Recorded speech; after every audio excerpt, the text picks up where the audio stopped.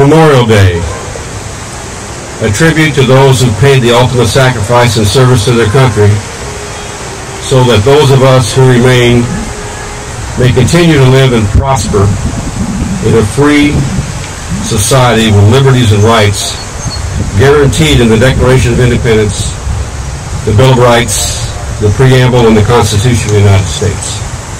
The most powerful and lasting words in the Declaration of Independence to me are in the second paragraph. We hold these truths to be self-evident, that all men are created equal, that they are endowed by their Creator with certain unalienable rights, that among these are life, liberty, and the pursuit of happiness. These rights, our rights, are what men and women in uniform are sworn to protect for us. To do that, a military person at one point in his or her life writes a blank check made payable to the United States of America for an amount up to and including their life. These are the men and women we honor on Memorial Day. We honor those who have given the last full measure so that we may live to enjoy freedom and liberties guaranteed by our forefathers as they wrote the great documents that bound this nation together and separated us from the bondage of other nations. Memorial Day was originally called Decoration Day, and its origins are traced back to just after the Civil War, when Union and Confederate soldiers alike began the tradition of decorating the graves of those who lost their lives in that conflict. The Civil War was by far the bloodiest of wars in terms of American fatalities, as well over 550,000 Americans lost their lives. The Civil War was fought over the issue of slavery. This issue was swept under the rug from those initial writings of our forefathers. President Abraham Lincoln, by freeing the slaves, gave every American man and woman the basic rights of human dignity that were originally spelled out by our forefathers. I mentioned the number of casualties during the Civil War as 550,000. The Revolutionary War had some 25,000 American casualties. World War I had 116,000 plus. World War II had over 408,000. Korea had some 54,000. Vietnam, 58,000.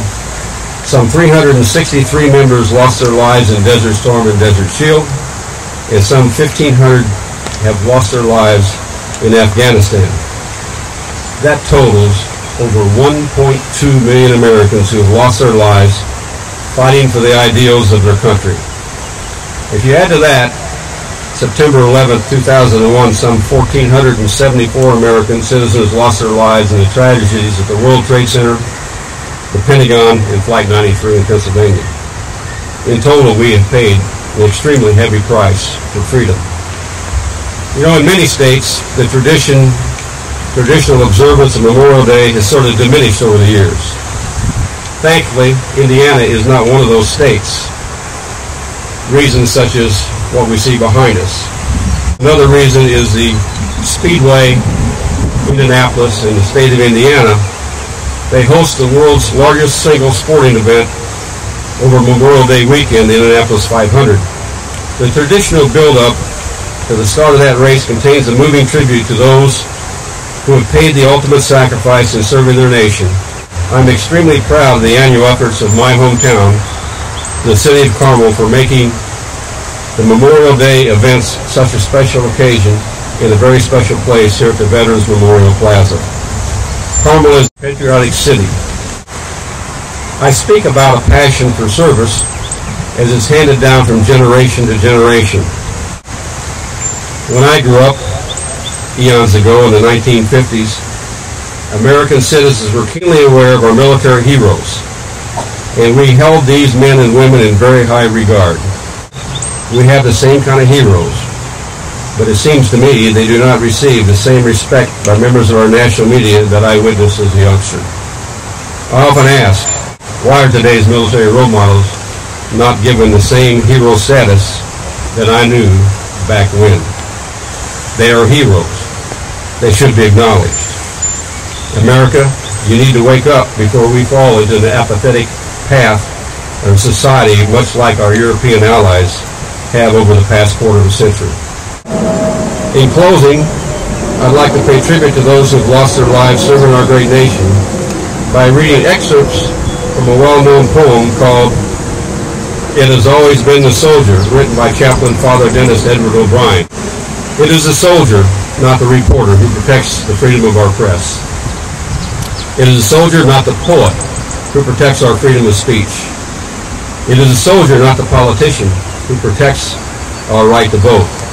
It is the soldier who salutes the flag, who serves beneath the flag, whose coffin is draped by the flag.